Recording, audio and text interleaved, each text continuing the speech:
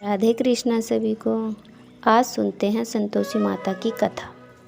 लेकिन उससे पहले मेरी आप लोगों से हम्बल रिक्वेस्ट है कि प्लीज़ मेरे चैनल को सब्सक्राइब कीजिए। यदि वीडियो पसंद आए तो लाइक कीजिए और अपने दोस्तों में शेयर कीजिए। चलो सुनते हैं संतोषी माता की कथा। एक समय की बात है। एक बुढ़िया के 7 बेटे थे, जिसमें से 6 कमाते थे, एक न कमाने वाला था। वो बुढ़िया 6 बेटों को अच्छा खाना बना कर खिलाती थी और 7वें बेटे को उनका झूठा बचा हुआ खिलाती थी। और वो बेचारा भोला भाला था, इसीलिए वो माँ की चालाकी को नहीं समझ सकता था। एक दिन वो अपनी पत्नी से बोला कि मेरी माँ मुझे बहुत प्यार करती है। तो उसकी पत्नी बोली, वो आपको बचा हुआ खाना खिलाती हैं। उसे अपनी पत्नी की बात पर विश्वास नहीं हुआ। एक दिन वह छुप कर देखने लगा कि माँ सबको बहुत से स्वादिष्ट व्यंजन बड़े प्यार से खिला रही थी। जब सब खाना खा घर से चले गए, तब माँ ने अब उनकी थालियों से जूठन इकट्ठी की और उसके लिए थाली में परोस कर रख दी। जब घर आया तो माँ सबसे छोटे लड़के से बोली, खाना खा ले। माँ मैं भोजन नहीं करूँगा। माँ बोली, जाता आज चला जा। वो घर से निकल गया और गौशाला में जाकर अपनी पत्नी से बोला। पत्नी गोबर के उपले पाथ रही थी। मैं परदेश जा रहा हूँ, तुम ठीक से रहना और अपने धर्म का पालन करना। इस पर उसकी पत्नी बोली, आप आनंद से जाइए, मेरी चिंता मत करें, मैं राम भरोसे रह लूँगी। ईश्वर आपकी सहायता करे। आपको कोई निशानी मुझे देनी चाहिए, जिसको देखकर मैं धीरज करती रहूं।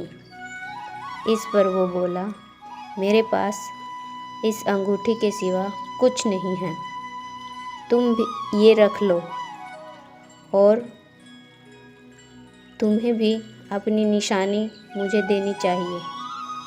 वो बोली, मेरे पास तो कुछ भी नहीं है, बस ये गोबर से भरे हाथ हैं। इतना कह कर उसने गोबर के हाथों की थाप मार दी और वो चल दिया। चलते चलते वो दूर किसी नगर में पहुंच गया और एक व्यापारी की दुकान पर पहुंच गया और बोला, मुझे नौकरी पर रख लो। व्यापारी को नौकर की बहुत ज़रूरत थी, तो वो बोला, लेकिन तनख्वाह तुम्हें मैं तुम्हारा काम देखकर ही बताऊंगा। वो बोला, ठीक है। वो वहीं रहने लगा और सुबह 7 बजे से 9 बजे तक काम करने लगा। थोड़े ही दिनों में वो व्यापारी का सारा लेन देन और हिसाब किताब करने लगा। कुछ ही समय में सेठ ने उसे आधे मुनाफे का हिस्सेदार बना दिया। 12 वर्षों में वो नामी सेठ बन गया। इधर उसकी पत्नी को सास और जेठानियाँ बहुत दुखी करने लगी। उससे लकड़ी जंगल से मंगवाती और भूसे की रोटी देती, नारियल के कटोरे में पानी देती और वो बड़े दुखों से रह रही थी। एक दिन जब वह लकड़ी लेने जा रही थी, तब रास्ते में उसने देखा एक मंदिर में कुछ औरतें व्रत कर रही थी और कथा सुन रही थी। तो वह पूछने लगी, यह कौन सा व्रत है और इसको करने से क्या फल मिलता है और इसको कैसे करते हैं? एक स्त्री बोली, यह संतोषी माता का व्रत है। इसको करने से मनोवांछित धन प्राप्त होता है और गरीबी, मन की चिंताएं दूर होती हैं, मुकद्दमे, रोग, कलह आदि दूर होते हैं। संतोषी माता सबको सुख, धन, शांति मनपसंद वर मिलता है। दूर गए पति के दर्शन होते हैं। उन्होंने उसे उस व्रत का सब विधि बतलाई और उसका फल बतलाया। उसने जंगल से कटी हुई सारी लकड़ियां बेच दी और उन पैसों से गुड़ चना खरीदा और व्रत की तैयारी करने लगी।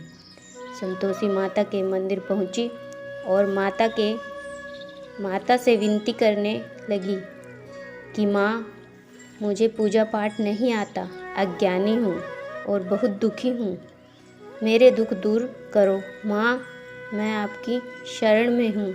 माँ, अब वो हर शुक्रवार को ऐसा ही करती रही। अब माता को उस पर दया आ गई। एक दिन उसके पति का पत्र आया और अगले शुक्रवार पति का भेजा हुआ धन मिला।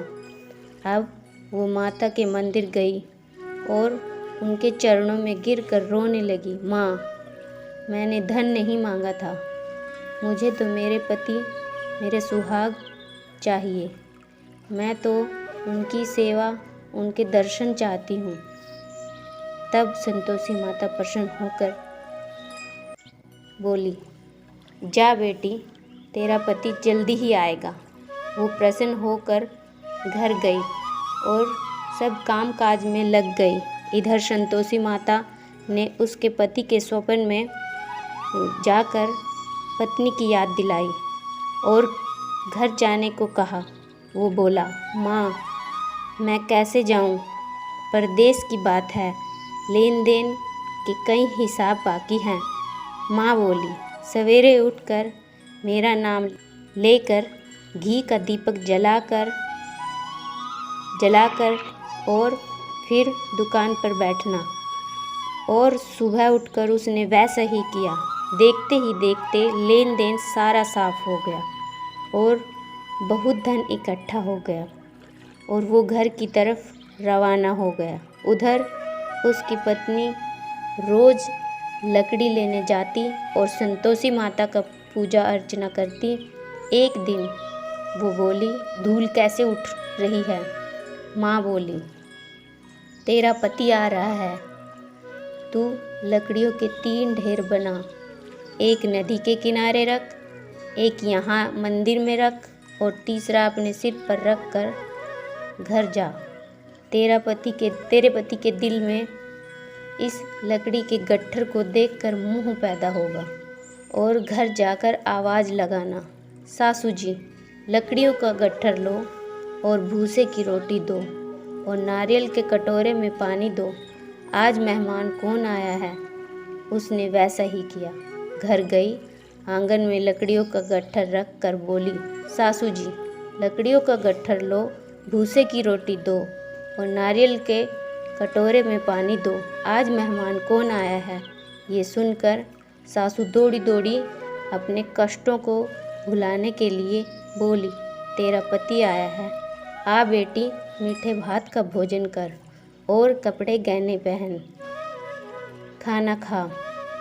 अंगूठी, अपनी दी हुई अंगूठी देखकर, माँ, ये कौन है? माँ बोली, बेटा, ये तेरी बहू है, पूरे 12 वर्ष हो गए, दिन भर इधर उधर घूमती रहती है, कोई काम काज नहीं करती, तुझे देखकर नखरे कर रही है। वो बोला, माँ, मैंने तुझे भी देख लिया और इसे भी, मुझे दूसरे घर की चाबियाँ दे दो, उसमें रहूँगा। माँ बोली, ठीक है, जैसी तेरी मर्जी, और चाबियों का गुच्छा फेंक दिया।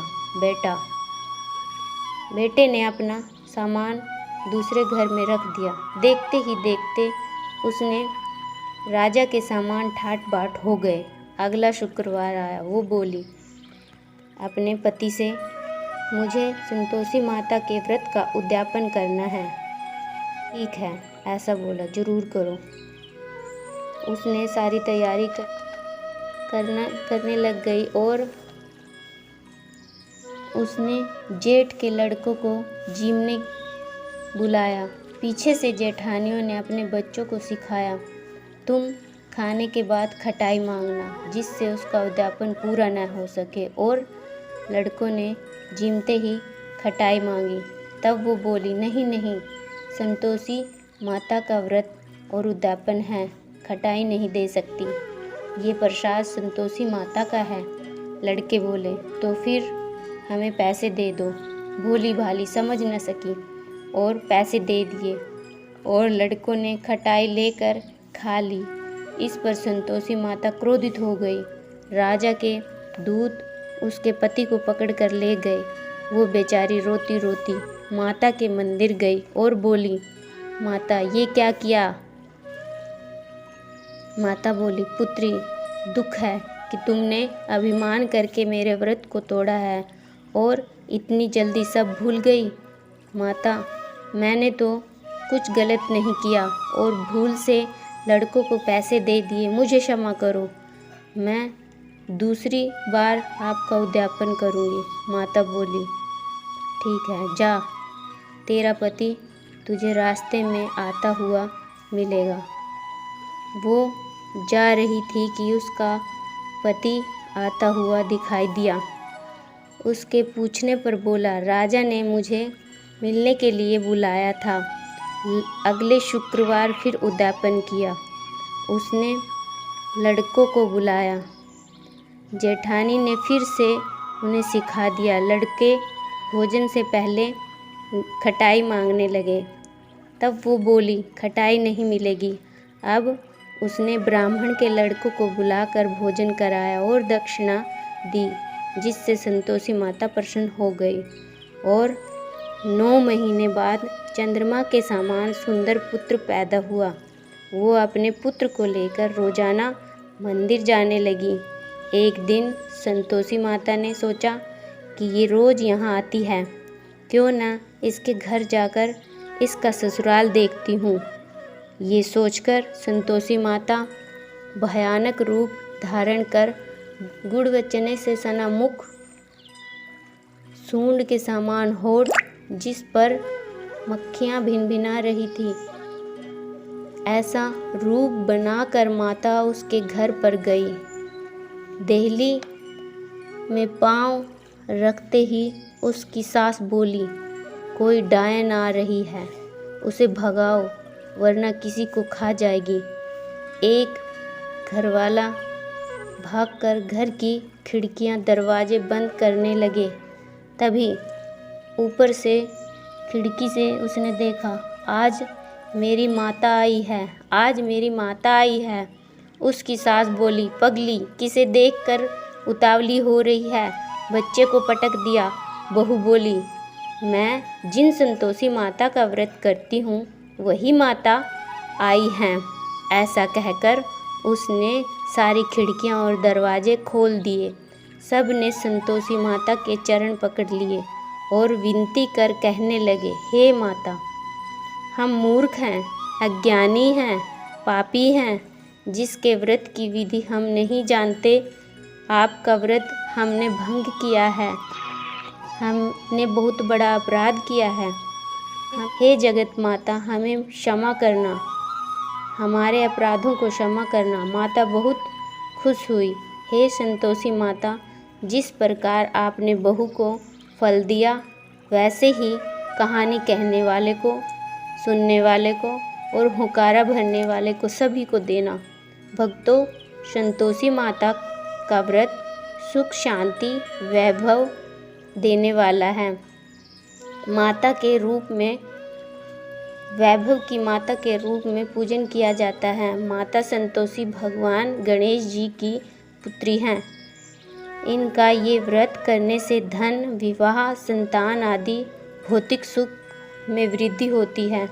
इस व्रत शुक्ल पक्ष के प्रथम शुक्रवार से करना शुरू करना चाहिए और 16 शुक्रवार तक व्रत कर उद्यापन करना चाहिए। इस व्रत में माता का भोग गुड़ चने का होता है। इस व्रत में खट्टी चीज़ें नहीं खानी चाहिए और न ही छूनी चाहिए। बोलो संतोषी माता की जय।